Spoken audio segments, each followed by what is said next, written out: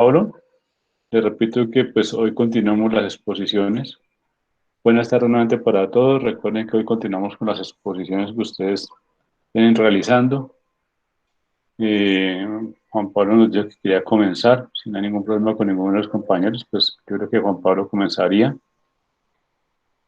Entonces, Juan Pablo, todo tuyo la pantalla. Puedes comenzar cuando puedas, cuando Y en la regálame un exposición. minutico que ya me estoy conectando en el computador para poder colocar Oh, la presentación. ¿Vale? Qué pena. vale, Juan Pablo, tranquilo, ok. Y después seguiría, me decía hace un momento, creo que era Diana Paola y Manuel, me decían que también están pendientes. Entonces, alguno de ustedes dos seguiría después de Juan Pablo. O si de los que se han conectado, Sergio, ¿nos vas a Yo decir también algo? hago falta. Igual yo, ingeniero, también hago falta. Ingeniero, con su permiso, yo pasaría después de Juan Pablo. Listo, vale, por mí no hay ningún problema. Entonces va Juan Pablo, Manuel, Edinson, buenas tardes. Ingeniero, buenas tardes. ¿Cómo está todo? ¿Cómo le ha ido? Bien, ingeniero, aquí no me quiere dejar entrar por el vía con el computador, entonces ya me conecto con el computador también para poner mi pantalla. No se preocupe, vale, Edinson, tranquilo. Entonces Listo. iría Juan Pablo, Manuel, Víctor, ¿sí? ¿Y Edinson? No vayan tanto porque parece dinámica de memorización de nombres. Sí, puede ser. Mm. Pero que Víctor me dice que puede ser y que tal después me diga, no, ya no.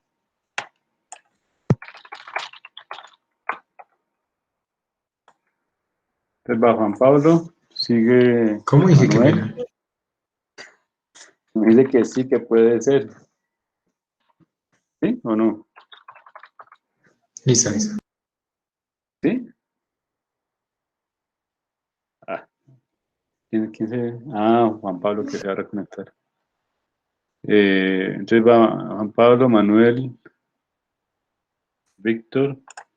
¿Alguno más de los que está pendiente quiere exponer? Eh, Recuerden que terminamos exposiciones. Yo, ingeniero. Continuaría yo, ingeniero.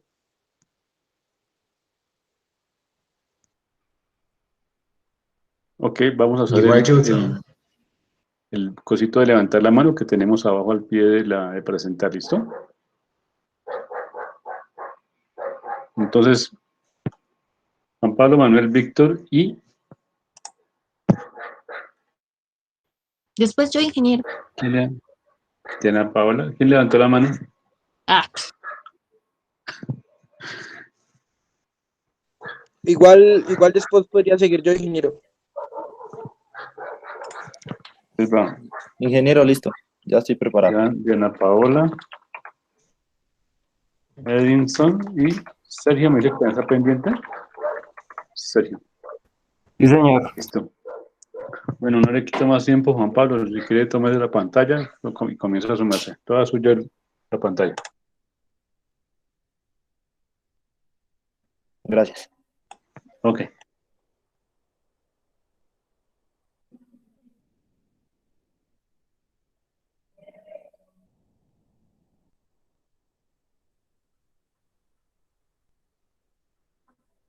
¿Ven la pantalla?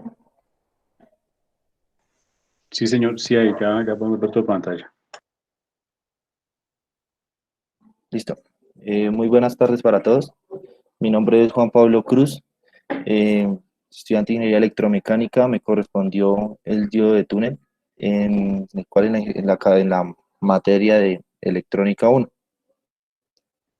Lo primero que vamos a ver es la definición, la cual consta de su símbolo que está abajo. El diodo de túnel es un diodo pues semiconductor que tiene una unión PN, la cual produce pues un origen, una conductancia diferencial negativa, ya que lo que hace es que el tramo pues de la resistencia negativa hace que este componente sea activo.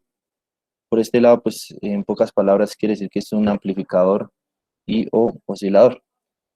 También generalmente son fabricados en germanio, pero este también es en silicio y arsenurio de galio. Por otro lado, podemos ver la gráfica de corriente tensión para este diodo. Pues esta gráfica lo que nos hace llevar es que la corriente tiene un aumento casi de manera proporcional a la tensión, en el cual alcanza su valor máximo. Cuando alcanza este valor máximo, como se ve en la gráfica, dice que es un punto de pico, se le llama una corriente de cresta.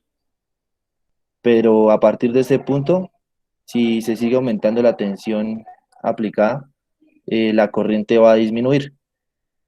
Y lo que hace es que vamos a llegar a un mínimo que lo vamos a llamar corriente de valle, como se ve ahí que dice punto de valle en la gráfica. Esto nos conlleva a que si seguimos realizando un incremento de la corriente, al principio va a ser de manera muy lenta. Después se va a volver algo por qué no decirlo de manera exponencial, lo que va a generar que el diodo se va a destruir. En parte de este diodo tiene que ver con el descubrimiento, el cual fue inventado pues en 1958 por el físico japonés Leo Esaki, el cual gracias a este descubrimiento e invento se ganó el premio Nobel en 1973. Esto conllevó a que los diodos semiconductores obtenidos con un grado de contaminación de material básico mucho más elevado que lo habitual exhiben una característica de tensión de corriente pues muy particular, pues como lo vimos en la gráfica anterior. Tiene unas ventajas, que es que la muy alta velocidad, lo que no hace que es que la operación del diodo se pueda utilizar para aplicaciones RF respecto a microondas. Perdón por el error de ortografía. Y la longevidad, se ha realizado estudios en el diodo de túnel y pues su rendimiento ha demostrado que permanece bastante estable durante periodos largos de tiempo, a diferencia de otros semiconductores que se van degradando con este mismo periodo de tiempo. En sus desventajas, su reproducibilidad, no es posible que este diodo, el efecto de túnel con el rendimiento, sea a menudo, sea muy necesario. Y el bajo pico del valle que aparece ahí, o como lo llamábamos, la corriente de valle en su mínimo, respecto a su liquidez. Esta región, ya que su resistencia negativa y a esta corriente de valle no tiene un valor tan alto como a menudo requiere para producir los niveles de los requerimientos, de los rendimientos que puede lograr con otros dispositivos u otros diodos. Hay una parte importante que es el efecto del túnel. El efecto del túnel quiere decir que es un dispositivo muy versátil, que lo que nos lleva a operar de manera como detectores, pues amplificadores y osciladores, como le dije en la primera diapositiva. Esto también nos lleva a que tiene un fenómeno manoscópico, por el cual una cierta partícula viola los principios de la mecánica clásica, penetrando una barrera potencial y lo que nos conlleva una impedancia de mayor energía cinética gracias a la propia partícula. Y como último, se refiere también a las aplicaciones. Este tipo de diodos no se puede utilizar como rectificador debido a que tiene una corriente de fuga muy grande cuando está polarizado en reversa. Así, estos diodos solo se encuentran en aplicaciones reducidas como en circuitos osciladores de alta frecuencia. Pues esta fue como las características o los puntos más importantes que encontré o que quise consultar para presentar hoy el día de hoy en la diapositiva. Muchas gracias. Muy bien, Juan Pablo, qué pena que me desconecté un momento, pero creo que alguien dañó los cables de Claro por acá cerca. Que se cayeron todos los servicios de Claro, el teléfono, la televisión y el internet. Entonces creo que me desconecté debido a ese daño que acaba de ocurrir por allá afuera. Compañeros, ¿alguno de ustedes tiene alguna pregunta para Juan Pablo de la exposición que él haya hecho, que él hizo?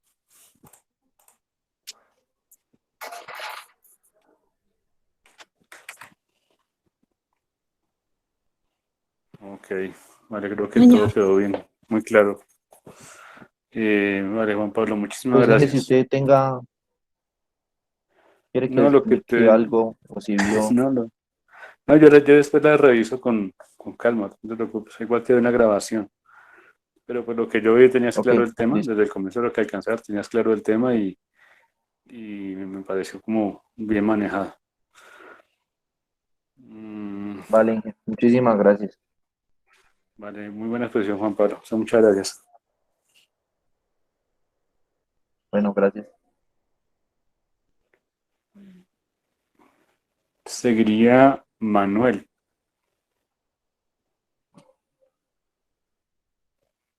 ¿Está listo, Manuel?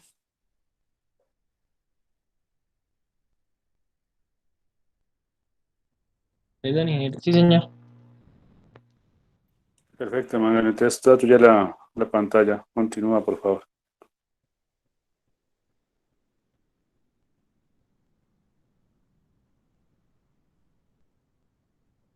Compañeros, buenas tardes. De pronto ya están viendo mi pantalla. Hola Manuel, sí, sí, ya se Sí, está sí. señor, viendo. tenemos tu pantalla lo estamos viendo. Eh, a mí me correspondió el tema de display de 7 segmentos. Mi nombre es Manuel Hernán Rincón Morales y comenzamos la exposición. También denominado visualizador de 7 segmentos. Eh, el display de 7 segmentos es un dispositivo optoelectrónico que permite visualizar los números del 0 al 9. Es decir, este display se denomina de 7 segmentos porque tiene en su interior 7 LEDs y uno adicional que corresponde al punto. Los otros LEDs corresponden al número 8 por decirlo así. Vienen enumerados de la siguiente manera: de izquierda a derecha en sentido de las manecillas del reloj, A, B, C, D, E, F y hasta la G. También podemos decir que es un dispositivo de indicación de luminosa y está constituido por LEDs. Los colores que nosotros encontramos son muy comunes: los rojos, el verde y el azul, pero el más utilizado es el color rojo. Este tipo de display se utiliza como indicadores de símbolos, de números o algún tipo de función que traiga alguna máquina o algún dispositivo.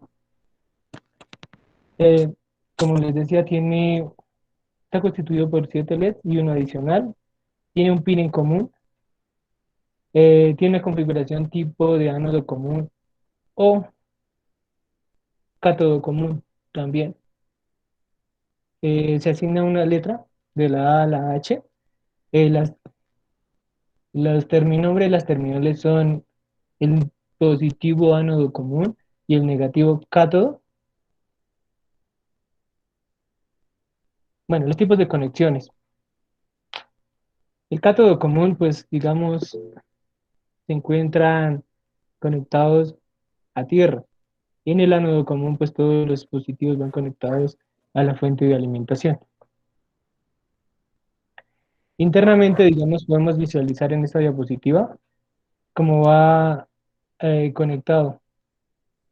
El del lado izquierdo, pues es de cátodo común y el del lado derecho corresponde a ánodo común, que al lado derecho, pues de ánodo común, pues va conectado toda la fuente de alimentación. También se dice que este tipo de dispositivos funcionan con altos y bajos o unos o ceros. El ejemplo de la conexión. Digamos, en el caso de ánodo común, en la figura del lado izquierdo, pues está numerado los pines. Y en la figura del lado derecho encontramos un ejemplo cómo se debe conectar, ¿sí? Esto se ve, digamos, en la parte superior. Por ejemplo, si nosotros queremos hacer conectar el número que está en la figura, pues tenemos que colocar en altos los pines que corresponderían en la parte superior y dos al lado derecho, que hacen representación a los pines uno y 2 y 3. Esto con la configuración de ánodo común. Las aplicaciones. Nosotros lo podemos ver en contadores, relojes de tiempo real, marcadores, indicadores, temporizadores, balanzas. Por ejemplo, en los relojes digitales también se encuentran los cronómetros. En los números que se pueden representar estarían los números del 0 al 9 y algunas letras del alfabeto griego, como correspondería la A, alfa, beta, eh, entre otras.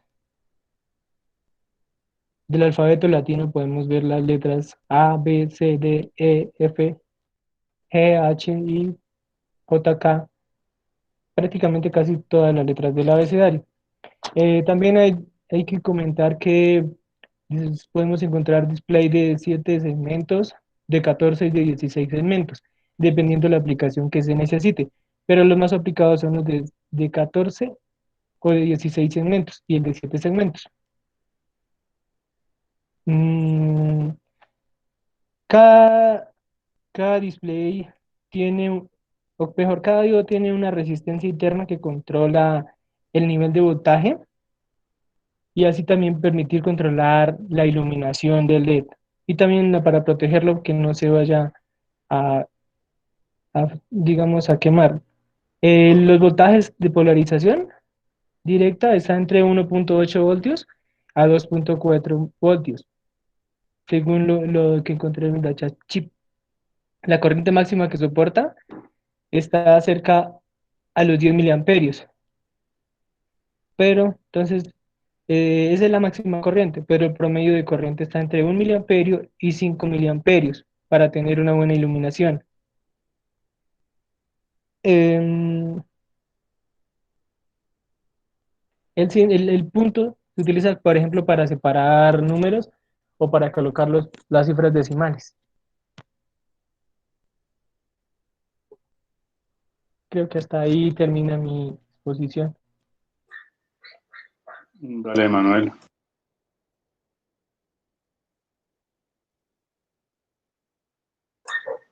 Muchas gracias, Manuel. Muy buena exposición.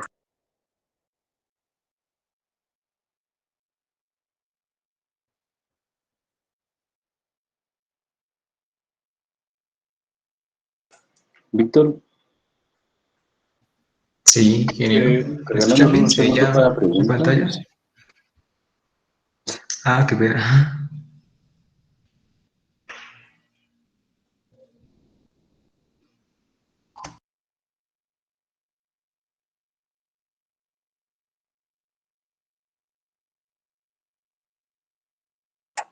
Bueno, ¿alguien tiene alguna pregunta para del 7 segmentos, del LED 7 segmentos?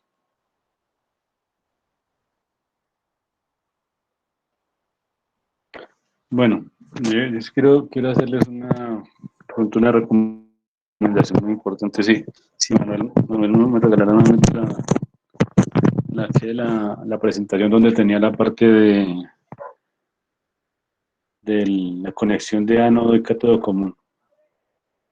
Eso es importante que lo entiendan para cuando estén en electronicado, de pronto les ahorra confusiones. Si me puede de pronto colaborar, Manuel, con su presentación.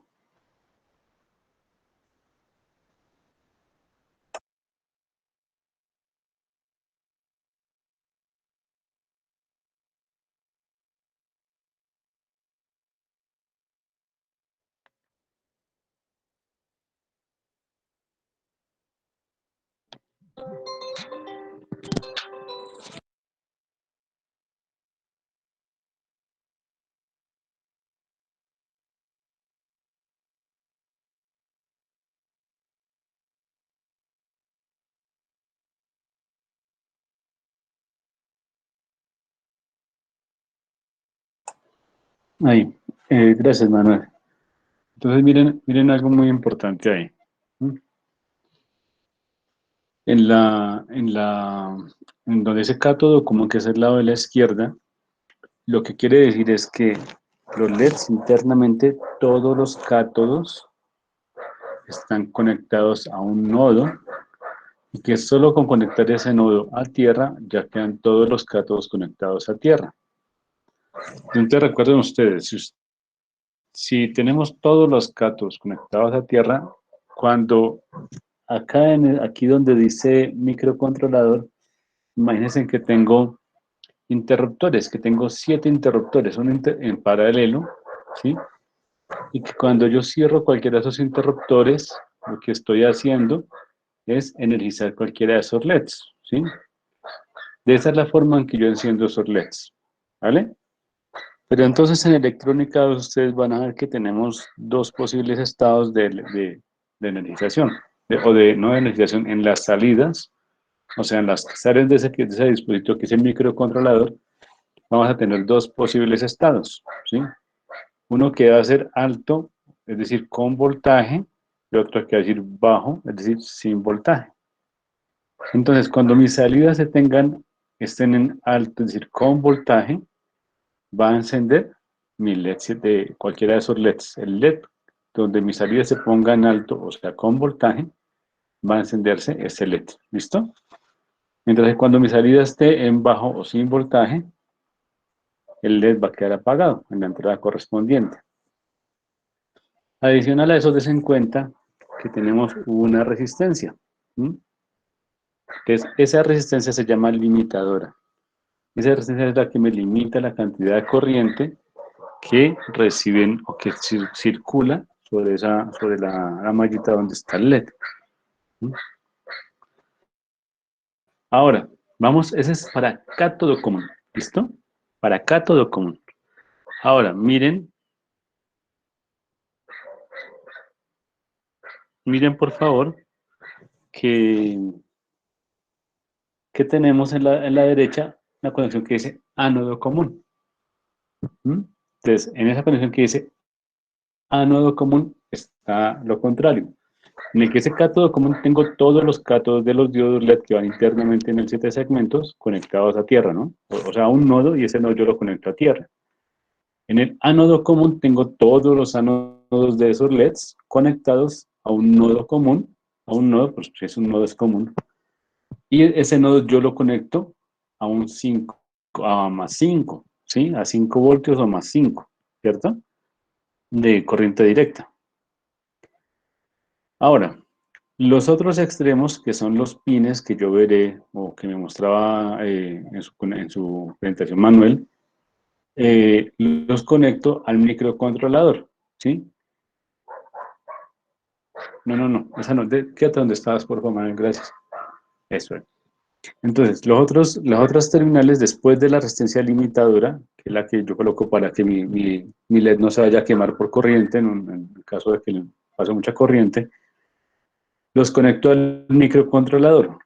Pero en este caso, les en cuenta, y recuerden ustedes de la polarización de los diodos, que del lado del ánodo, yo necesito colocar menor potencial para que mi diodo se polarice en directa, ¿cierto?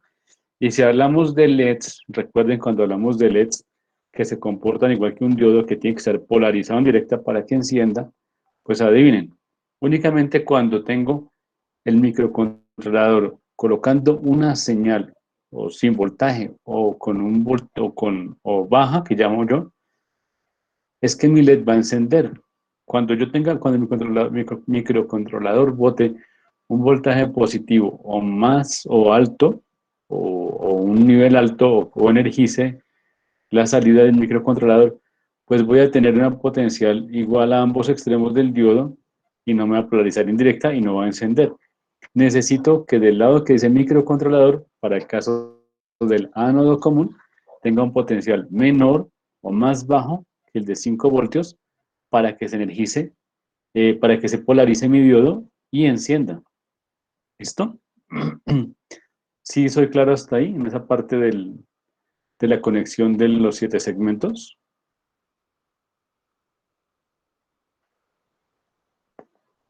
Sí. Sí, sí, señor. Bueno, esto es importante para los electrónica 2 y los que quieran ver electricidad de microcontroladores. Regálame ahora una donde están las 5 paticas que tiene arriba y las 5 paticas que tiene abajo los 7 segmentos, por favor. No. Tú tienes yo te di mira. Entonces, físicamente, los 7 segmentos son como ustedes los ven ahí, ¿sí? ¿No tienes una más real? No, o sea, una tipo foto de un 7 segmentos. Ah, míralo ahí. Miren, en la parte superior en la imagen superior, vemos los pines de conexión. Esos pines yo los entierro en la protoboard, ¿sí? Yo los clavo dentro de la protoboard. Y ahora sí vuelve a la donde están las fotos de los planos, de los esquemas. Miren, van 5 pines arriba y 5 pines abajo. Ahí, Gracias, Manuel. Miren, entonces, y en la foto de la izquierda vemos los dos, mira, ánodo común y cátodo común. El pin que va en el centro, tanto para ánodo como para acá, bueno, todos los pines tienen la misma nomenclatura, o sea, la misma notación, ¿sí? Coinciden. ¿Qué cambia? Que el del ánodo común, los pines del centro, arriba y abajo, son el BCC, son donde yo voy a poner el BCC, ¿sí? Y en cada pin que sale, o sea, en A, B, C, D, pues de ahí saldría mi resistencia limitadora, ¿no? Y el otro, y en el esquema que está que dice cátodo común, que está en color rojo las letras, ten en cuenta que el pin del centro es el pin de tierra, GND, ¿listo? Y ese pin va a ser el que yo mando a tierra. Igualmente, yo mandaré entre A y la salida del dispositivo donde voy a energizar yo, va mi resistencia limitadora, ¿listo? Para que quede en serie mi resistencia limitadora con el LED, como está en el conexionado entre el que estamos mirando. Bueno, esto pues creo que ahora espero que lo tengan presente para cuando ustedes lo necesiten, pues no sé si, pero algo recordarán y será más entendible cuando ustedes vean las conexiones. Bueno, entonces ya no le quito más tiempo a Manuel. Muchas gracias, Manuel. Víctor, por favor, ahora sí, toda tuya la pantalla, creo que no hay más preguntas. O si tienen alguna pregunta, con mucho gusto les colaboro. Si no, pues Víctor, puedes continuar. Muchas gracias. Muchas gracias, Manuel. Muy buena presentación. Ingeniero, una pregunta. ¿Qué pena con su merced? ¿Sí? ¿Quién? Manuel. Hola, Manuel, señor. ¿Su merced está viendo mi presentación? Sí, señor. Por ejemplo, ¿su merced me ve el cursor que estoy moviendo acá? Sí, señor. ¿Por qué, digamos, es con respecto a cualquier dispositivo, digamos un LED? ¿Por qué Sí, siempre se debe señor. conectar la resistencia al final del dispositivo y no como, por ejemplo, estaría aquí al lado izquierdo? Primero la resistencia y luego sí el elemento que necesitamos proteger. ¿De qué depende que lo conectemos después del dispositivo?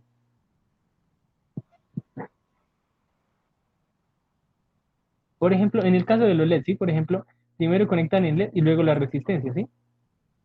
Correcto, sí. Pero entonces, digamos, Y el lado izquierdo.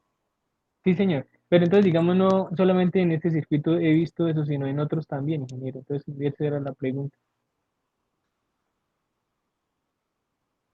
No, porque mira en el lado izquierdo. En ese caso sí es porque, pues, tú conectas, o sea, solamente no puedo conectar desde el nodo a la resistencia, porque quedaría la resistencia para todos.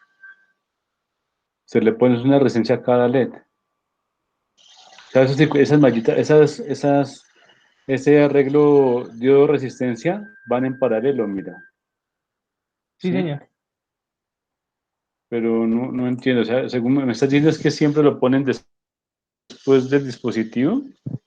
No, digamos en un circuito, ¿a qué se debe que coloquen antes la resistencia del dispositivo a proteger o después del dispositivo?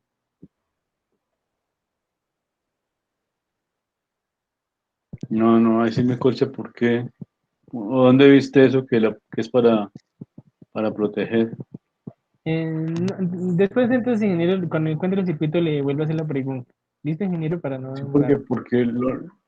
porque lo que me suena parecido es cuando me acuerdo los fusibles, pero así no, porque mira que en ambos esquemas que tú tienes ahí en pantalla, la resistencia va entre el diodo y el microcontrolador. O sea, más Más exactamente, la resistencia va a la salida del microcontrolador o del Arduino, del dispositivo que tú vayas a colocar. Ah, ya lo entiendo. Sí, ya lo entiendo. Ya entiendo lo que me quiere decir. Listo, ingeniero. Pero igual sí, pero igual te recomiendo lo que el esquema que me dices para mirarlo, porque no lo tengo presente, sería bueno pronto revisarlo. Listo, ingeniero. Para la próxima. Listo, man, muchas gracias. Ahora sí, Víctor, creo que toda tuya la pantalla. Dale. Listo. Ese sí ya ve mi presentación. ¿Me escuchan? Sí. Sí, señor, cero, sí, Listo, gracias. Bien, fotodiodo. Entonces, vamos a compartir entonces esta exposición acerca de lo que es el fotodiodo. ¿Qué es? Un fotodiodo es un sensor de luz visible, pero también es un sensor de luz infrarroja que genera una corriente. En el punto donde los dos semiconductores de tipo P y N que constituyen ese diodo es iluminado. ¿Listos? Entonces, un fotodiodo es eso, es un diodo que es capaz de percibir la luz visible, capaz de percibir también la luz infrarroja, que al momento de hacerlo va a regenerar una corriente y en algunos casos también un voltaje. Bien, ahí tenemos entonces a la izquierda el tipo de fotodiodos que hay. Comercialmente, ahí a la derecha, pues el símbolo que caracteriza entonces un fotodiodo. ¿Cómo es el funcionamiento? En el momento en que la luz llega al fotodiodo, los electrones de su estructura cristalina, de la estructura cristalina de los semiconductores, se excita. ¿Sí? Esa excitación que produce la luz en ellas, ¿sí?, va a elevar la energía que hace que el electrón de la última banda de valencia se mueva o se desplace. Allí que nos dice que esos electrones son empujados a la banda de conducción. Lo que hace es dejar huecos libres en los lugares que ocupan la banda de valencia. Entonces dice que entre más grande sea la intensidad de la luz que incida dentro de ese fotodiodo, mayor será la corriente que va a influir o que va a influir en ese mismo diodo. Bien. Ahí tenemos un poquitico, perdón, dejemos por acá. Sí. Dale, Entonces aquí dale clic tenemos, donde dice ocultar, Víctor. Dale, corra para bueno, acá, dale clic donde dice ocultar y la desapareces. listos. Gracias, Miguel. Pues bueno, aquí nos muestra simplemente los gráficos que ya hemos estudiado en las clases anteriores, de cómo se mueve según la corriente los electrones de un lado hacia otro. ¿Qué más les explico? Allá. Eso más. Bien. Dice, el material semiconductor efectuado dice, depende especialmente de la longitud de onda irradiada por la luz incidente en él, lo cual hace que se produzca una respuesta del tipo de espectro de luz relativa a dicha cantidad de luz absorbida. Y en esta imagen tenemos entonces eso. A la izquierda en el eje de la Y tenemos la respuesta relativa a un porcentaje. A la derecha vamos a empezar a ver el intervalo de luz visible que pueden ver los fotodiodos. Esta como campana de Gauss, pero bien pronunciada, nos muestra el espectro de luz visible que podemos ver, que va desde el violeta hasta el rojo, intervalo visible. Entonces hay diodos que se encargan de percibir esa cantidad, ese tipo ¿qué? De luz visible, y hay diodos que se encargan de recibir otro tipo de luz. Entonces ahí vemos, según el material semiconductor, el seleno. El seleno alcanza a recibir luz ultravioleta, ¿sí?, y luz visible. Entonces tenemos también por acá, no sé si ven un puntero o no.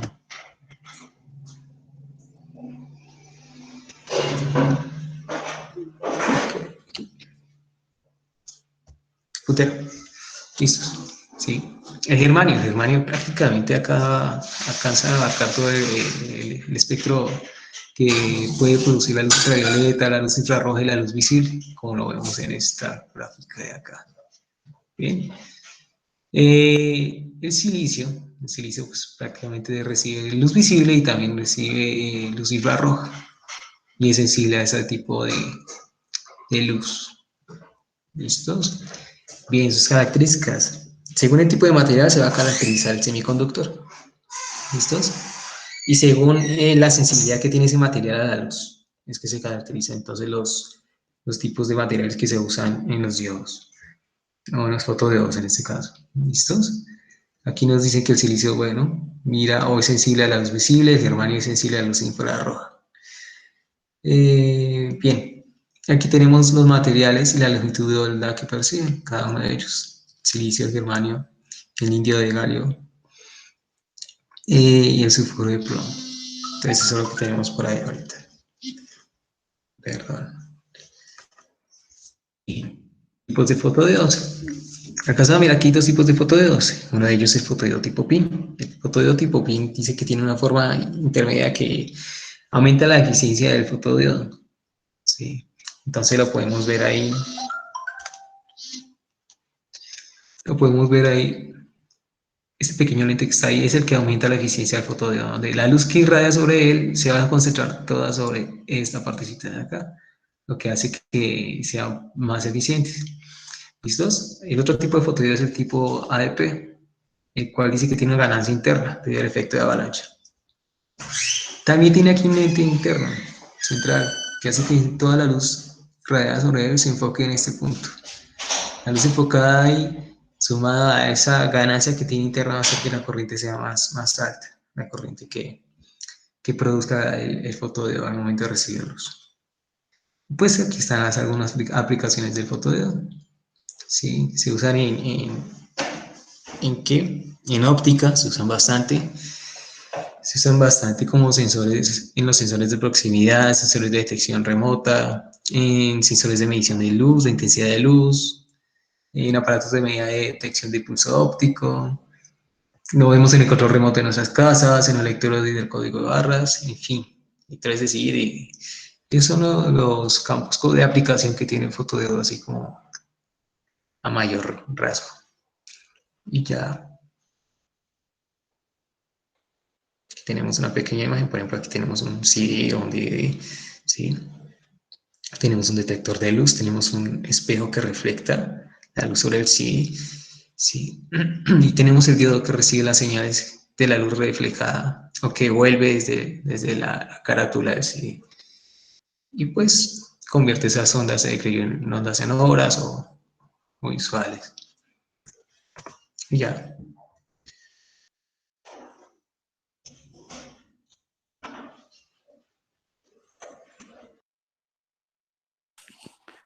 Vale, Víctor, muy bien. ¿Preguntas, compañeros, que alguien tenga?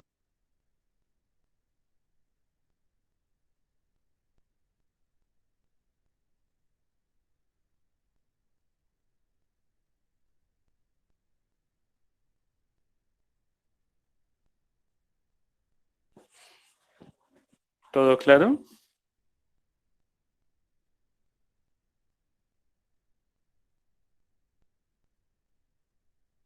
Sí, sí, señor. Ok, entonces, ¿quién continuaría? Espera con ustedes que nuevamente me salí porque me está que quitan y colocan el internet. Está fallando mucho en esta zona el internet ahora.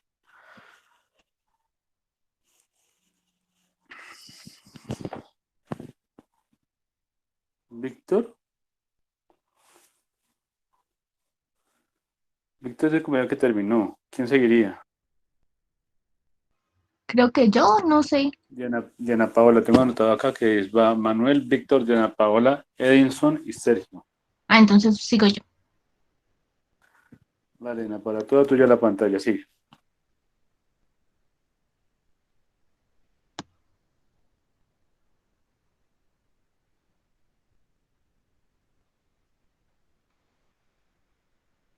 ¿Ya están viendo la pantalla?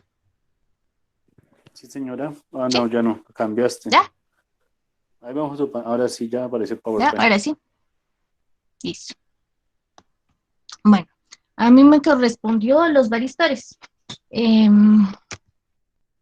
Bueno, los varistores son un dispositivo semiconductor no lineal con dos terminales, como podemos ver en la primera imagen.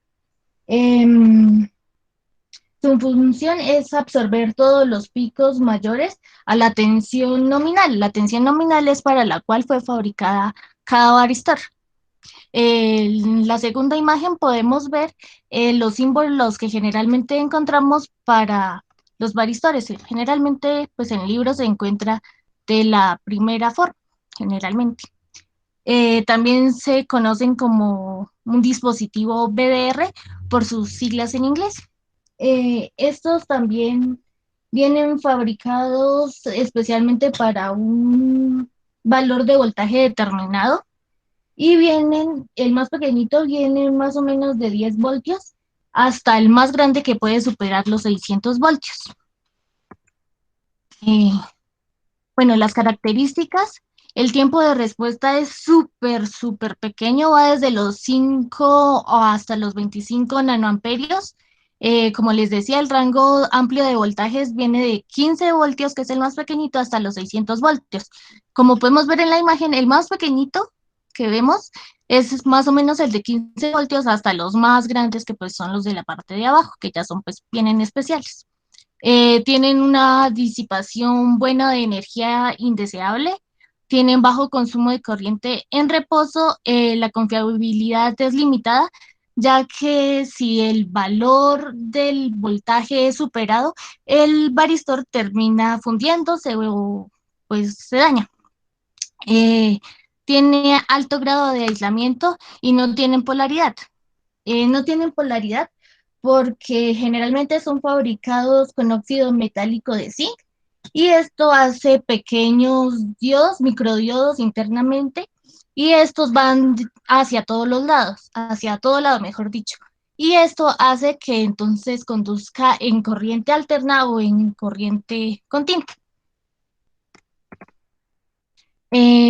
Bueno, como podemos ver en la gráfica, los varistores a un pequeño voltaje o menor al voltaje nominal que les decía que es el voltaje para el cual fue fabricado, el voltaje si es pequeñito, la resistencia va a ser muy alta. Y cuando llega al voltaje nominal, su resistencia va a bajar prácticamente a cero. Entonces, em, entonces, cuando se comportan como circuito abierto, cuando el voltaje, cuando la resistencia es muy alta, y se comportan como un cortocircuito cuando la resistencia baja, o sea, cuando el voltaje es demasiado o supera el valor nominal. En la gráfica podemos ver que funcionan para voltaje, para corriente continua como para corriente directa de la misma forma, porque no tienen polaridad. Em, en el caso de un varistor, un pequeño cambio en el voltaje aplicado provocará un cambio suficientemente grande en la corriente, ya que fluye a través de él.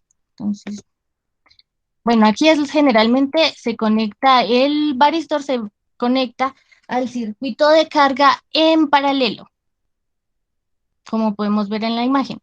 Cuando el voltaje de entrada al circuito es menor al voltaje del varistor, la corriente de entrada va a circular a través del circuito de carga, ya que la resistencia pues va a ser muy alta y la resistencia del circuito de carga va a ser menor.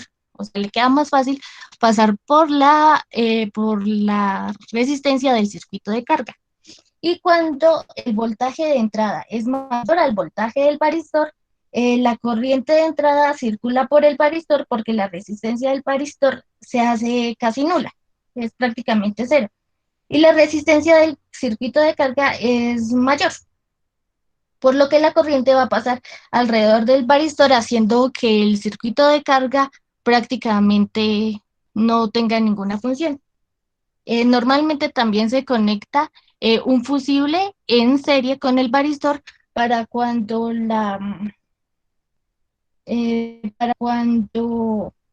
la tensión, o sea, toda la corriente pase alrededor del fusible y del varistor.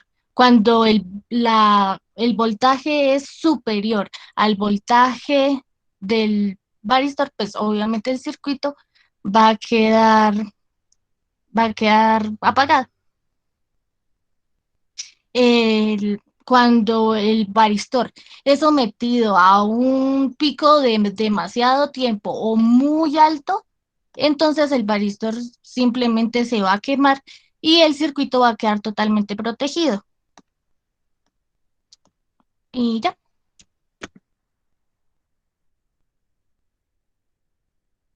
Muy bien.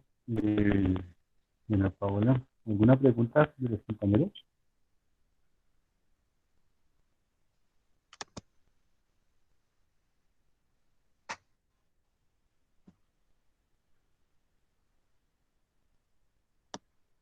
Ok.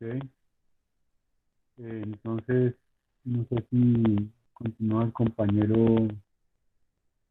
mm, Edison. Edison, ¿estás ahí?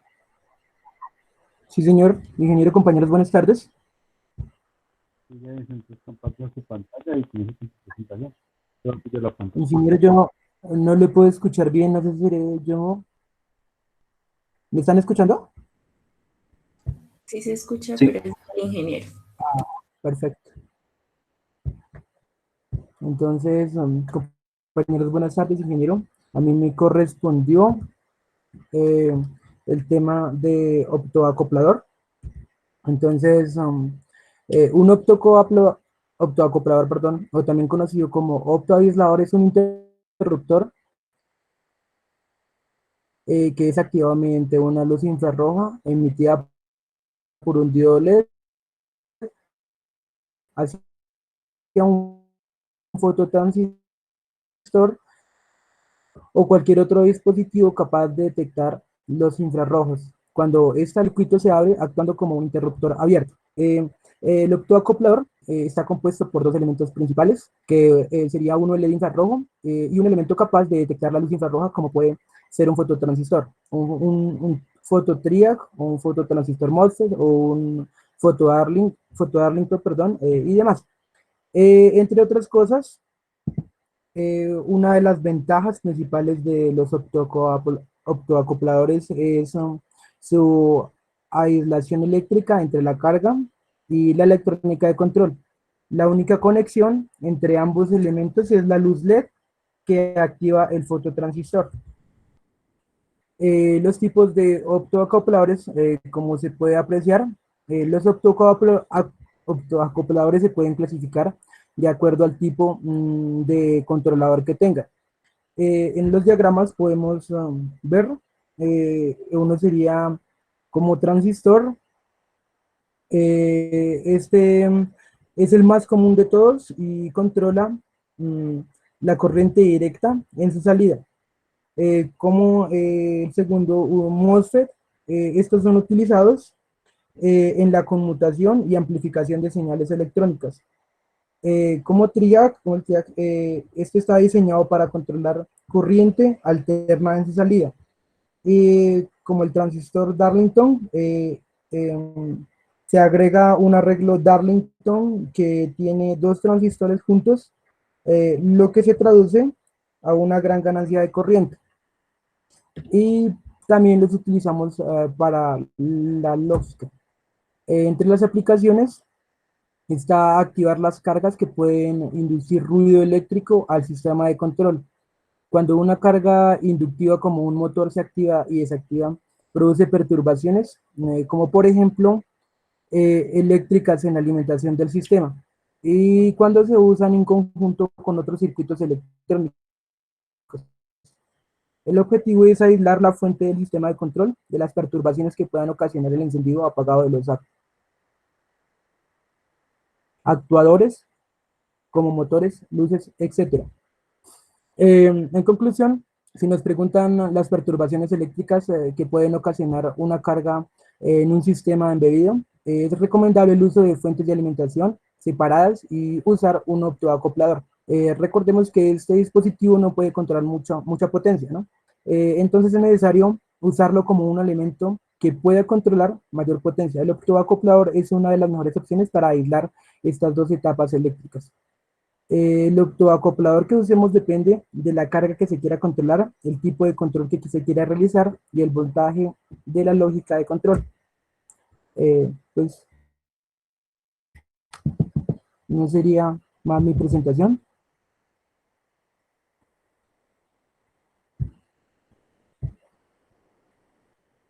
compañeros. Muy bien, Edison.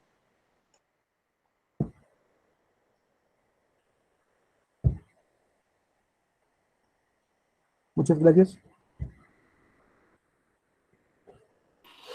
¿Algún compañero que tenga una pregunta?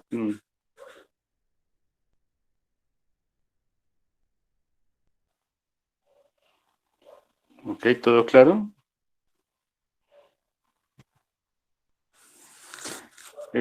Este tipo de dispositivos son simplemente utilizados en la parte de control industrial.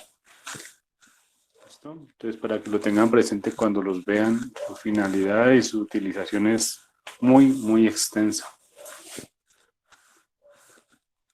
La electrónica 3 veremos ya algunos aplicados y los utilizaremos en varios laboratorios.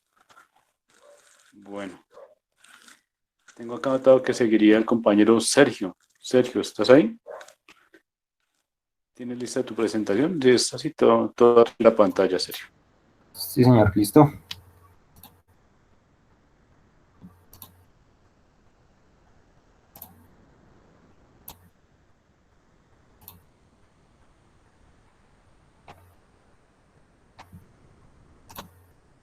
¿Ya pueden ver mi presentación?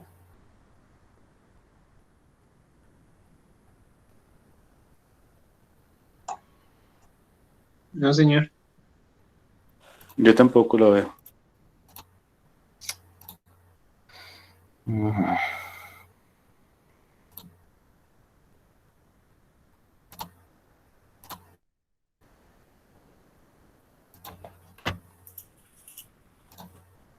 Ya. ¿Qué está apareciendo? Ya apareció. Listo. ¿Me escuchan bien? Yo te oigo bien. Listo, entonces buenas tardes compañeros, buenas tardes ingeniero. Voy a hablar sobre el diodo tipo GUM. Este dispositivo también es conocido como dispositivo de electrones transferidos. Se comporta como un semiconductor y al igual que cualquier otro diodo, consta de dos terminales, un ánodo y un cátodo. Trabaja con baja potencia y altas frecuencias. Se caracteriza porque funciona con el fenómeno de resistencia negativa, la cual ya un compañero nos habló de ella, y también usa el efecto GUM. Su descubridor se encontraba a comienzos de la década de los 60 experimentando con arsenurio de galio, y dentro de sus resultados encontró ciertas inconsistencias como la aparición de ruidos. Entonces, él decidió rastrear la causa de estas inconsistencias y descubrió que estos ruidos se generaban a raíz de la oscilación de frecuencias de microondas, que a su vez se generaban por la transferencia de electrones. Y aquí podemos ver la composición de este dispositivo. Principalmente está compuesto por arsenuro de galio, pero también se puede usar otros elementos como fosfuro de indio o galio nitruro. Una particularidad de este dispositivo es que usa dopaje tipo N, nada más. El tipo P no se usa para nada en este dispositivo. Ahí podemos ver dónde está el ánodo y el cátodo, y podemos ver que también este dispositivo se divide en tres regiones. La región 1 y la región 3 son altamente dopados tipo N, y la segunda región, que está en medio de las otras dos regiones, es una región delgada, la cual está compuesta por dopaje más ligero, de tipo N. A la derecha podemos ver el símbolo con el que se caracteriza este dispositivo y un ejemplo de un circuito en el que se usa un diodo tipo GUM. Aquí podemos ver la gráfica del comportamiento de la corriente con respecto al voltaje de un circuito con el uso de este dispositivo. Si se dan cuenta, se parece mucho al diodo tipo túnel, y lo que pasa es que a medida que empieza a aumentarse el voltaje, va a aumentar la corriente hasta llegar a un punto cima. Después de este punto cima, en este punto cima nos va a arrojar el valor del voltaje umbral. Al sobrepasar este valor, va a comenzar a disminuir la corriente hasta llegar a un punto valle. Del punto cima al punto valle es lo que encontramos el fenómeno de resistencia negativa. Después de este punto valle va a empezar a aumentar otra vez y así sucesivamente. ¿Por qué sucede esto? Lo que pasa es que el arsenuro de galio posee una banda extra, una subbanda, la cual a medida que se le aplica corriente, los electrones van a alojarse en esta subbanda y empieza como a llenarse de electrones. El dispositivo se empieza a llenar, lo que impide un tráfico rápido de electrones y de corriente. Va a llegar un punto en que este dispositivo se sature de electrones, lo que hace que la corriente pues vaya mucho más despacio. Sin embargo, como está conectado a una fuente, entonces van a seguir llegando más electrones. Estos nuevos electrones que van a llegar, lo que van a hacer es como empujar esos electrones que están alojados en esas bandas, lo que hace que las desacomode y puedan retomar su ciclo. Entonces va otra vez a comenzar a aumentar la corriente. Este proceso va a continuar de manera indefinida hasta cortar el flujo. Podemos ver ahí algunas simulaciones de comportamiento de la corriente con respecto al voltaje. Este comportamiento permite no solo la generación de microondas, sino también nos va a permitir el aumento, la amplificación de ondas, lo que hace que este dispositivo sea bastante usado en campos como sensores e instrumentos de medida, uso de radioaficionados y radioastronomía. Aquí podemos ver algunos ejemplos más precisos de su utilización. Y ya, eso sería todo, compañeros.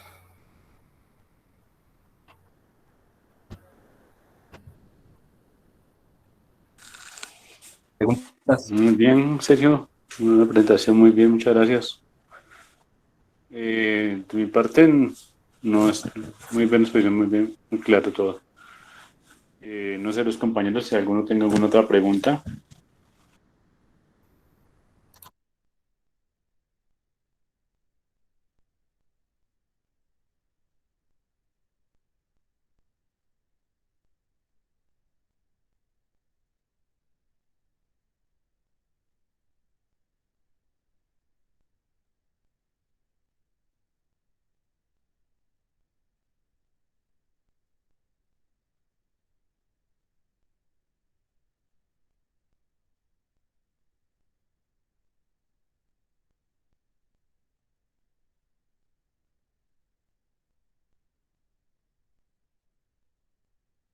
Creo que no. Entonces, continuaríamos. No tengo aquí a nadie más anotado.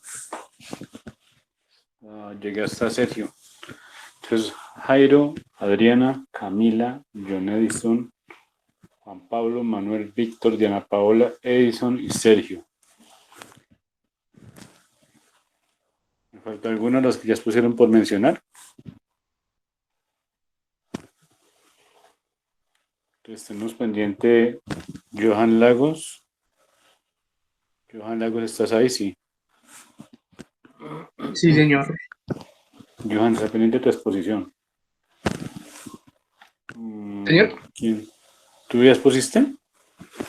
No, señor. ¿Y tienes preparado tu exposición? Sí, señor. Entonces, si quieres, si tienes tu tema, puedes empezar.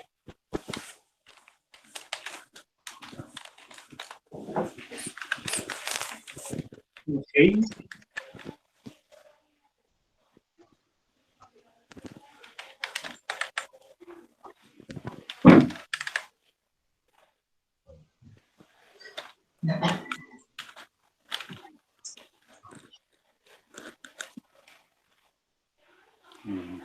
Ya estamos viendo tu presentación, entonces toda tuya la pantalla.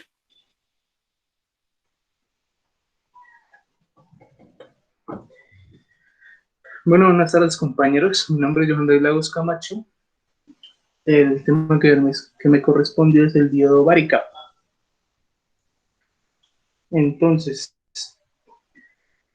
pues iniciando un poquito con la historia del diodo, es un invento que se realizó en el 58 por Stanford Barnes y Sherman Oaks y John Mann. Fue un trabajo que permitió conseguir un método estable de fabricación y repetitividad en los dispositivos electrónicos de la época. Entonces, ¿qué se dio? Es un diodo de capacidad variable o varactor. Es un tipo de diodo que su funcionamiento se basa en el fenómeno que hace que la anchura de la barrera de potencial en una unión PN varíe en función de la tensión inversa aplicada a los extremos del diodo.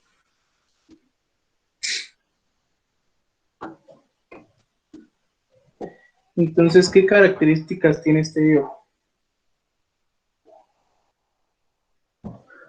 Entonces, tiene tres características principales que, pues como dije anteriormente, su capacidad es variable, su capacidad de dominar voltajes se puede conectar en ambas formas, ya sea de directa o inversa, y puede generar resistencias pues a bajos o altos, bajas o altas tensiones. La imagen que pueden ver pues es la estructura de un diodo varicap,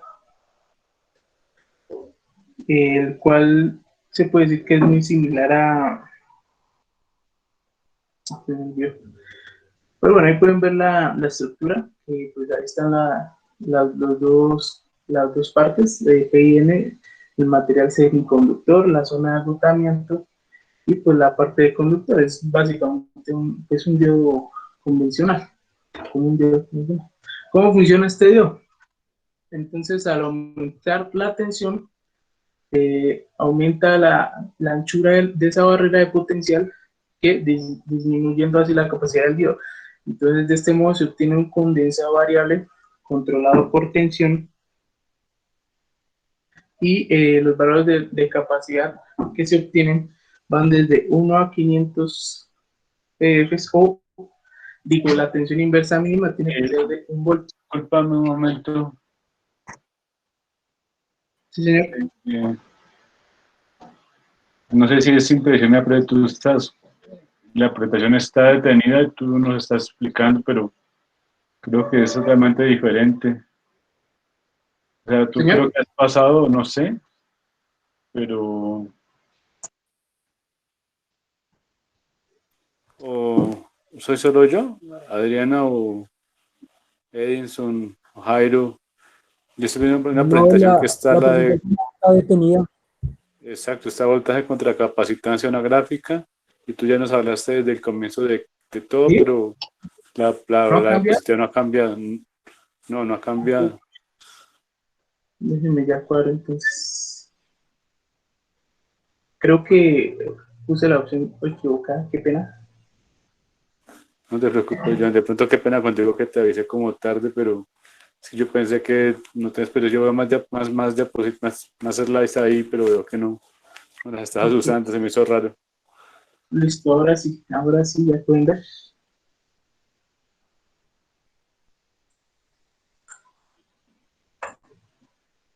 De nuevo.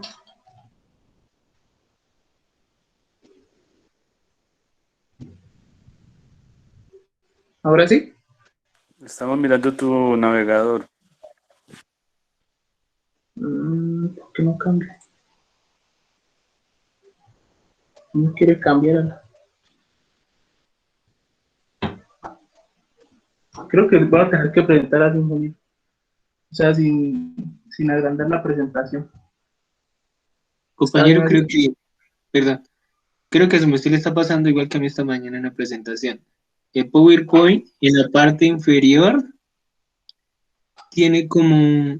Ahí en ese, compañero, ahí donde tiene su cursor, de pronto de leer si la deja ver. ¿Ya?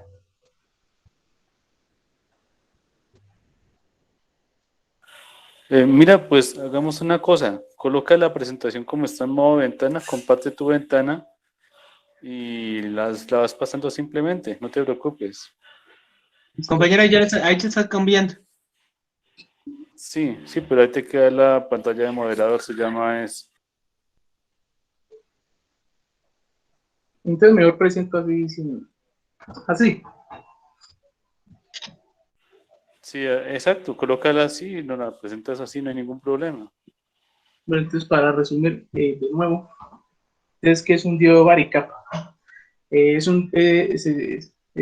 conocido como un diodo de capacidad variable. Es un tipo de diodo que su funcionamiento se basa en un fenómeno que hace que la barrera potencial, el ancho de esta, en un anión PN, varía en función de la tensión inversa que se aplique. Tiene tres características principales, que una es pues, que su capacidad es variable, o sea, esa es su característica principal. Se puede conectar de forma directa o inversa y puede generar resistencias bajas o altas. Aquí pueden ver una imagen que es de la estructura del diodo várica. Se ven las regiones PIN, la zona de agotamiento y pues el conductor dieléctrico. ¿Sí? ¿Cómo funciona este diodo? Entonces, cuando se aumenta la tensión, la barrera de tensión, valga la redundancia, aumenta el ancho, disminuyendo la capacidad del diodo. De este modo, se obtiene un condensado variable controlado por la misma tensión. Estos valores van desde 1 a 500 PFs y la tensión inversa mínima tiene que ser apenas de 1 voltio.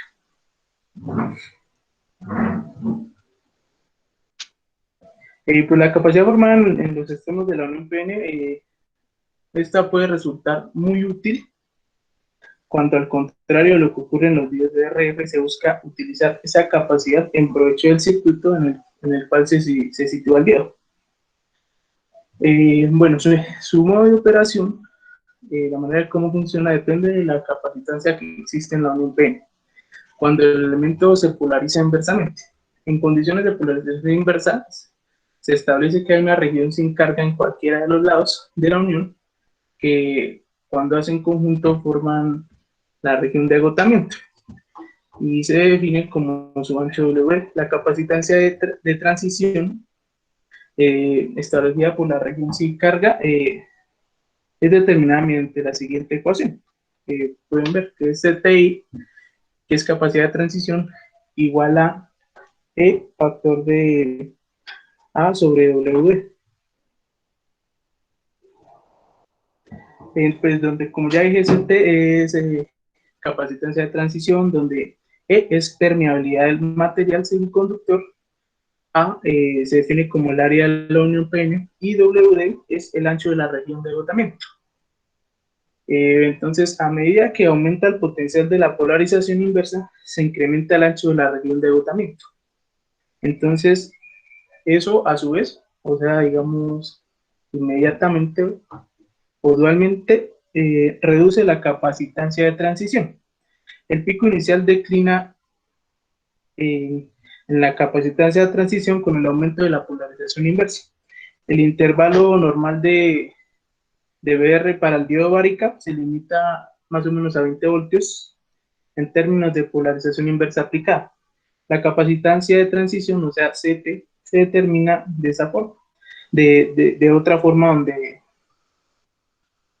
bueno, no metí la expresión, pero se determina mediante CT igual a K sobre BT más BR por N, donde K es la constante determinada por el material semiconductor, donde BT es el potencial de la curva, según se define en la sección, BR es la magnitud de potencial de polarización inversa, y N es igual a la mitad para uniones de aleación y 1/3 para uniones de difusión.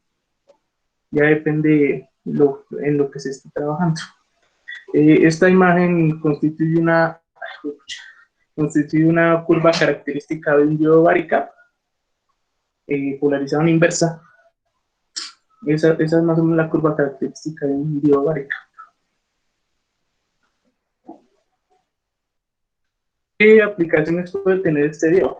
Entonces, la utilización más solicitada para este tipo de diodos suele ser la de sustituir a complejos sistemas mecánicos de condensador variable o en etapas de sintonía en todo tipo de equipos de emisión y recepción.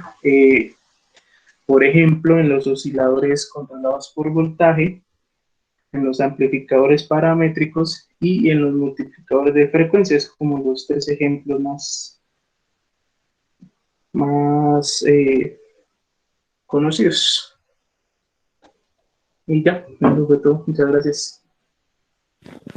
Muy bien, compañero, muy bien por la exposición. ¿Algún compañero tiene alguna pregunta para Lagos, para Johan Lagos?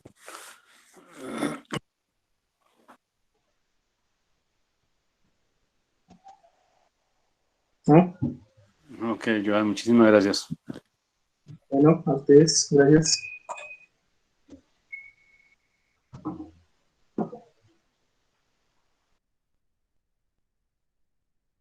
Ingeniero, qué pena. Ingeniero. Señor. Lo que pasa es que mi compañera Nicole, ella pues se supone creo que iba a exponer hoy. Sí, creo que tuvo un percance médico. Sí, entonces acaba de salir de una cirugía, creo que cordales, pero está en la clase, pero pues no puede hablar, entonces ahí qué pena para que la excuse. Ok, vale, Johan, muchas gracias.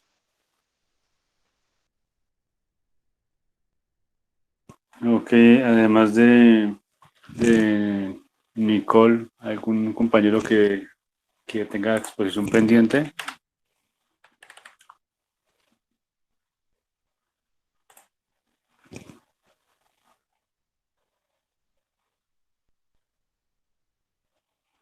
Bueno, creo que estamos ahí, los que tenemos que estar. Entonces, quedaré pendiente técnicamente la exposición de Nicole. Ya no la compartiría el lunes. Y entonces pregunto nuevamente acerca de los laboratorios, cómo estamos con los laboratorios, para poder darle revisión. ¿Y qué haría? Ingeniero, una pregunta, o sea, Sumarse dice que el que nos dejó el link en la clase pasada, ¿ese es para subir al tiempo con el laboratorio? No le entendí. No. El que les dejé la clase pasada es básicamente es una consulta, si se den cuenta ustedes. Ustedes tenían pendiente uno que se llama simulación, laboratorio número 2 simulación, si mal no recuerdo, se llama así. Laboratorio número 2 simulación. Ese laboratorio ya tienen que tenerlo listo para entregar. Tienen hasta el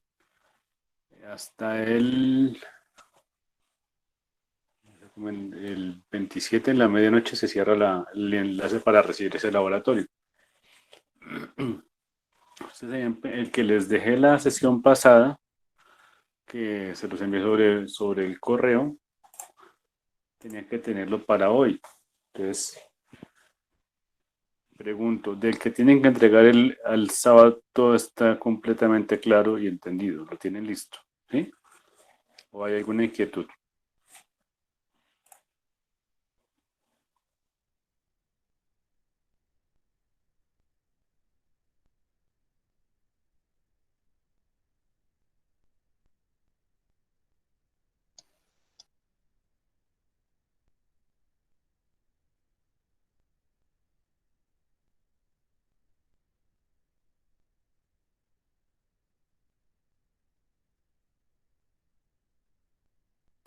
Ingeniero, una pregunta. Su maestro dice que dejó en el segundo laboratorio la vez pasada sobre el correo, pero creo que a mí no me llegó, o no estoy segura. ¿Está en el Moodle?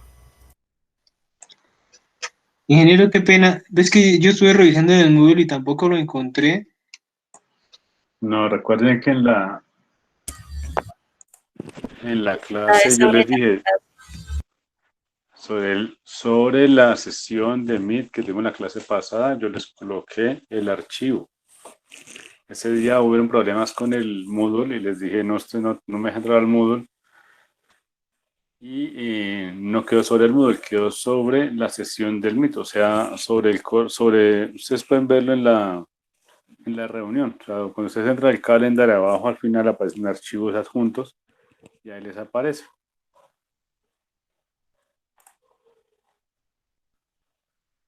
Ingeniero, otra pregunta.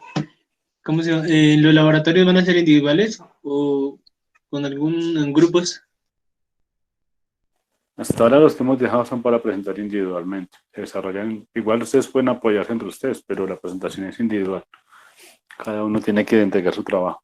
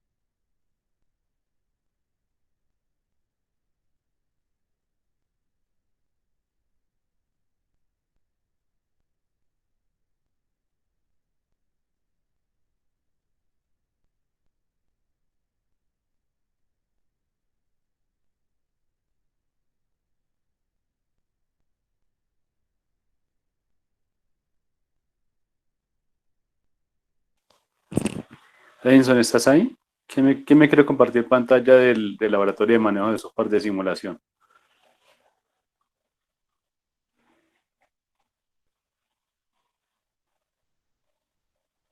¿De cuál, ingeniero? El primero, el que se llama manejo de software de simulación, que se llama laboratorio número 2. El que tiene ahí para el sábado.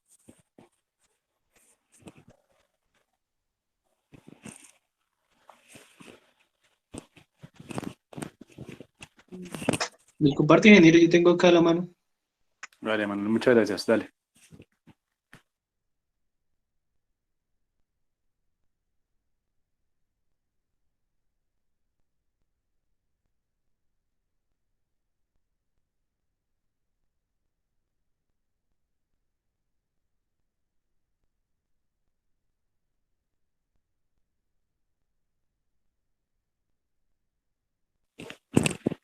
Pero, exacto, ese es el informe, ¿sí? Perdón, esa es la guía, ¿sí? Lo que me estás presentando, Manuel. Pero no, yo pregunto es por el desarrollo, los circuitos que simularon, cómo colocaron los instrumentos para medir. Ya los tienen todos, ¿sí?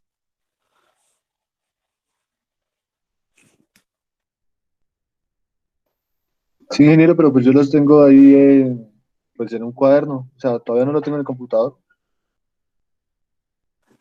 Ok, entonces vamos a hacer una cosa. Para el lunes voy a pedir a pasar uno por uno. El lunes voy a colocar uno por uno para que me van presentando su circuito y la forma en que hizo las mediciones. ¿Listo? Eso va a ser nuestro trabajo del lunes. ¿Vale? Entonces, bueno. Listo, ingeniero. Por hoy entonces dejamos hasta acá. Ingeniero, Queda... qué pena, Hola, John. es que no le entiendo a su merced. ¿Hay otro trabajo para hoy? Es que a mí no me ha llegado nada. O sea, no me aparece en el calendario nada. A ver. Su merced no puede compartir el archivo, no sé. Yo ahorita lo pongo sobre el Moodle para todos, más bien. ¿Listo? Sí, porque es que... Bueno, cuando usted entra en el calendario, abren la reunión de la sesión pasada que tuvimos. Ahí usted ya les aparece tanto la grabación y al final, en archivos, les aparece el archivo, es un PDF.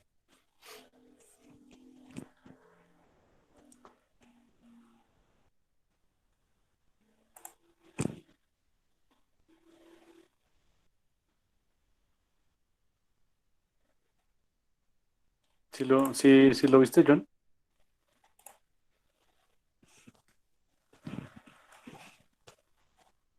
Pero es que estoy teniendo problemas con el computador que está como lento. Vale, obviamente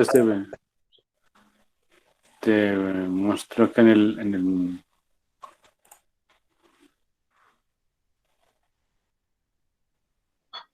Y la entrega de la guía también para el lunes. Mejor no, ingeniero y lo sube a la plataforma.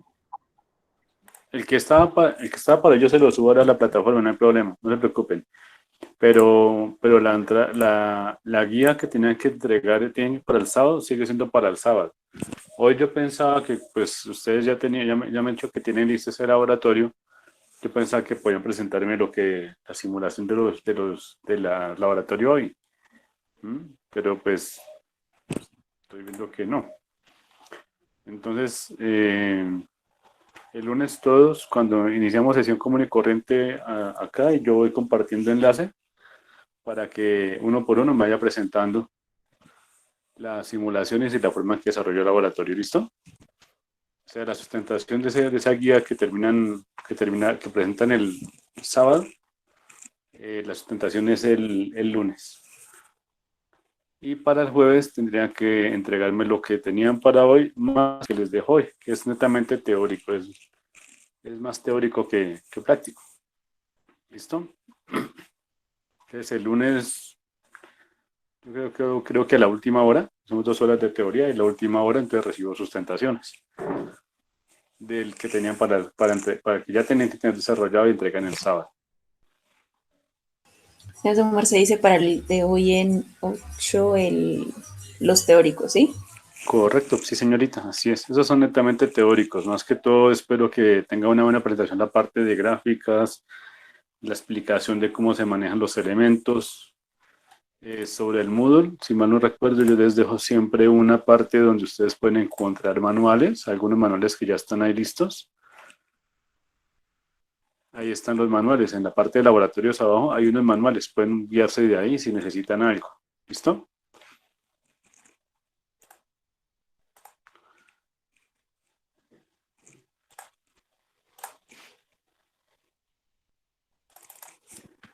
Ahí ya creo, se llama laboratorios teóricos. ¿Listo? Ahí van a encontrar las 2 guías que les digo.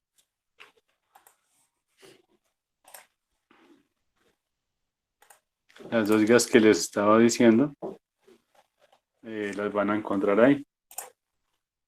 Se llama Laboratorio 1 y Laboratorio 2. Ambos van a tenerlos allá disponibles ustedes para que los puedan descargar.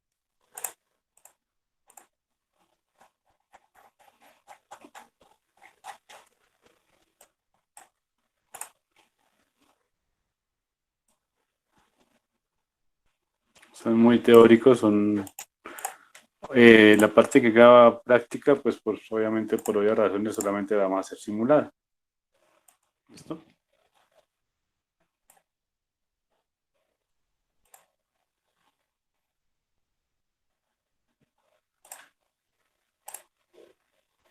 Les quedaría para de hoy en 8.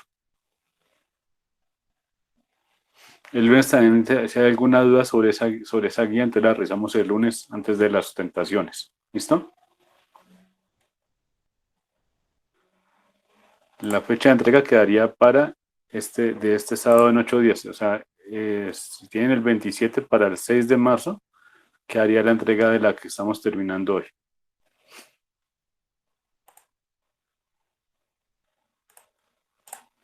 La que estoy dejándoles hoy, perdón. Ingeniero, qué pena, su merced no podía compartir su pantalla y explicarnos cuál es la de hoy para poder tener como la noción. Bueno, sí señor, tiene toda la razón.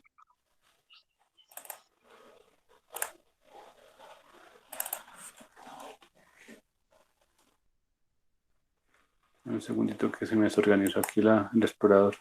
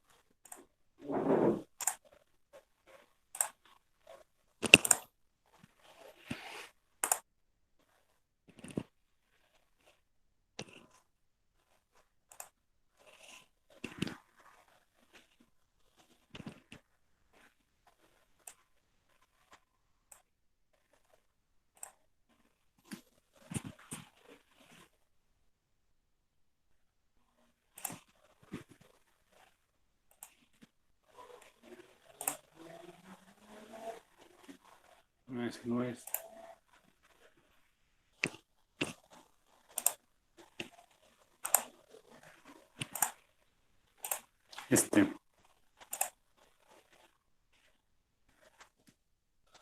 Sí, entonces miren, la primera es esta. Estos instrumentos de medición simplemente era como una consulta de los elementos, ¿sí? Consultar características,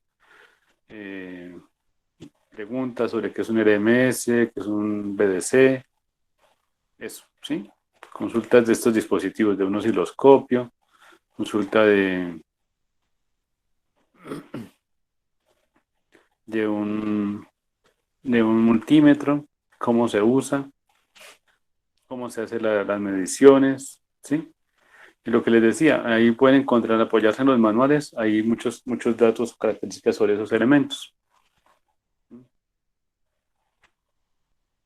Y pues los que no encuentren, igual ustedes pueden buscar apoyarse en los fabricantes, en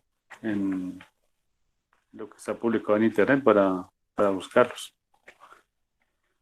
Y el que les coloco ahorita es este. Entonces acá lo mismo. Basado en la consulta que hicieron, va en este taller previo, ¿sí? Este taller previo lo realizan ustedes. ¿Listo? Que es igual, es consultar sobre lo que ya consultaron antes. Y aquí entonces aquí lo que se va a hacer es simplemente hacer estos circuiticos y bueno, estas son más preguntas teóricas acá en esta parte de nociones básicas de la práctica. Y aquí empieza a decir, entonces, que hacer el circuito, hacer ese circuito, bueno, aquí descargan el datasheet, ¿se han descargado el datasheet? Una hoja de datos característica. Un datasheet, llegan y meten ustedes, por ejemplo, entran a Google, ¿sí? Y aquí meten los datos, la referencia 1N04, por ejemplo, datasheet. Ese es un diodo. Y acá te sale, o el datasheet, o acá en este, que es datasheet.es, o datasheet catalog. Son hojas de datos, hojas de datos característicos de los dispositivos. Y la abren y ahí les sale todo lo que, pues, todas las características que hemos visto de los diodos. El voltaje en directo, voltaje de polarización, voltaje inverso, corrientes de saturación, temperaturas, potencias de operación.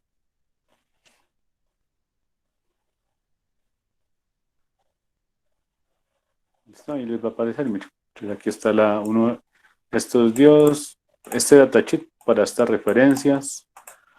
Aquí están las dimensiones, el voltaje pico en inverso hasta de 50 a 1300 voltios, la corriente hasta 1 amperio. Aquí lo pueden descargar en PDF.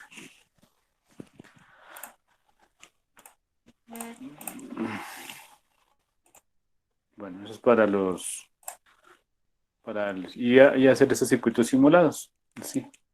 Y tomar las medidas que te pide acá. ¿Listo?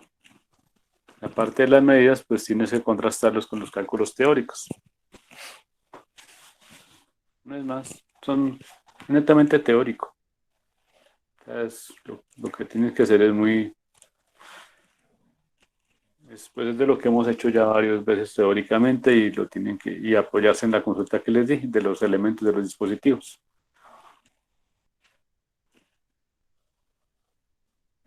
John. Señor. Sí, ¿eso más claro? ¿Eso más claro? Sí, claro, sí, señor, ahora sí. Ya se sabe qué toca hacer. Sí, este que les había quedado, que es la consulta sobre el multímetro, sobre la fuente de C, sobre el osciloscopio. Y vean, una recomendación, no sé si quieran hacerlo. De pronto los que no tengan simulador, ¿todos tienen simulador? ¿Todos utilizan algún simulador? ¿O alguno que no tenga simulador no lo utilice? Bueno, ok.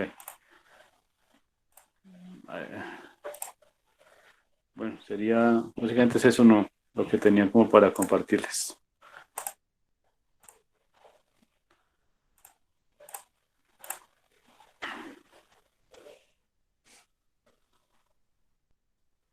Mira, Digamos, señor. ¿su merced hizo alguna tutoría en manejo de osciloscopio en simulado? Pero ahorita en el repaso no.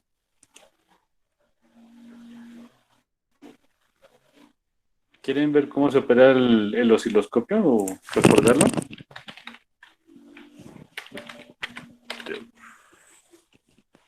Pues yo pregunto porque pues los laboratorios son respecto a eso, ¿no? Solo 2 puntos, un punto, que los demás son mediciones en voltaje y corriente.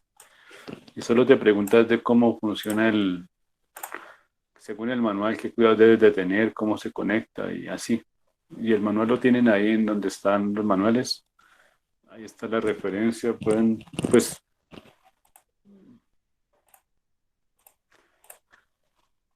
bueno, acá les presento el osciloscopio de Proteus. Mira, acá, entonces ustedes lo traen de esta pestañita que está acá. Ingeniero, se me Ah, está compartiendo. gracias, sí, acabo de dar cuenta. Genera unas cositas que lo que pasa es que en el laboratorio, en el 2 nos dice aquí que montaje de rectificación, o sea, el análisis trasciente, nos pide rectificación de media onda y onda completa. Ujú. ¿Sí? Entonces eso se maneja con el osciloscopio, ¿no? ¿Pero qué datos te pide? Es que aquí dice análisis trasciente, montaje de rectificador de media onda y onda completa, tipo puente y derivación central. ¿Sí? Y encuentre Sí. los valores de voltaje y corriente en simulación. Verificar el análisis del circuito que corresponda con el resultado de la simulación y adjunte análisis del circuito. Simule los circuitos usando análisis trasciente, detalle domain trasciente hasta un tiempo de 15 segundos. Y eso se maneja con el osciloscopio, ¿no? Usar el filtro C para cada circuito montado en el numeral A. Simule los circuitos usando el análisis trasciente hasta un tiempo de 15 segundos.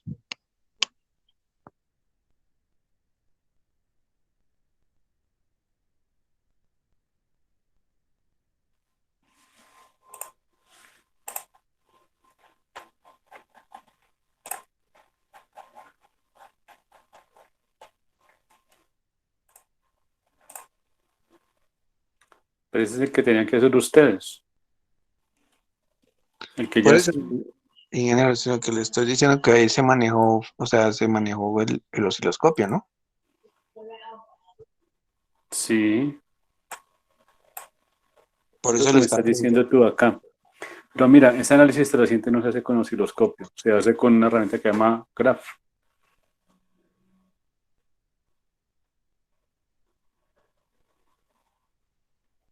¿Dónde está? ¿Dónde está? ¿Dónde está?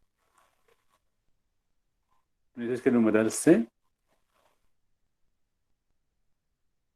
¿Cuál es el que tú me dices, Johncito? Del laboratorio. Este manejo de software. ¿Sí? Este manejo de software. Sí. ¿En dónde es que me dices?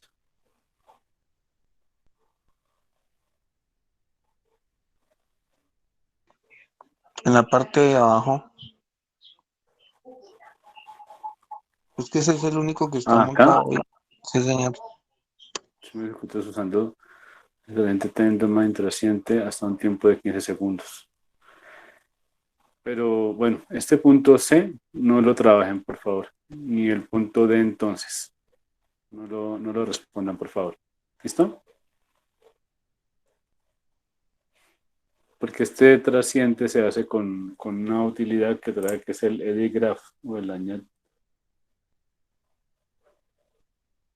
Bueno, ingeniero. Igual cualquier cosa, pues no sé si su merced de pronto por WhatsApp nos pueda guiar en caso de que tengamos alguna duda. Sí, claro que sí, no hay ningún problema, pero miren que yo les he preguntado desde el viernes pasado qué dudas hay de esta guía.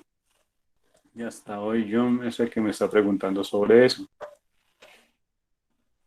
No dejen que pase ya hasta unas horas antes de entregar para revisar lo que tienen que hacer. Si no, se les va a terminar acumulando trabajo.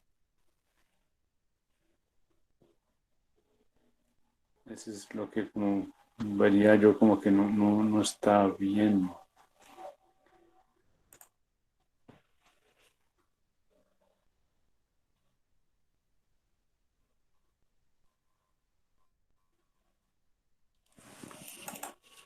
Y entonces no hacemos el punto D. El C y el D. Perdón, el D y el E. El D y el E no, por favor. Los dos últimos. Sí, correcto. No, el último es el F, ese sí. Ya, es el D y el E. ¿Listo? Listo, sí, señor.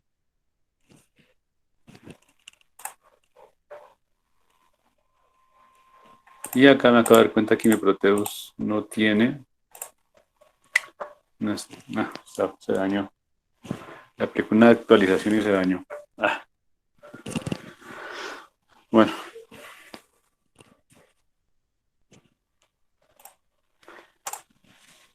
Entonces, bueno, ustedes ahí cualquier cosa, bien sea por un WhatsApp o un correo, como como se les facilite más, me escriben antes de, si pueden hoy mismo, para poder, si al caso necesitan una tutoría, me avisan mañana después de las 11 con mucho gusto. ¿Listo? Antes de las 11 tengo clase. Listo, ingeniero, muchas gracias. No, señores, con mucho gusto. Entonces, Bueno, ingeniero. detengo grabación hasta acá.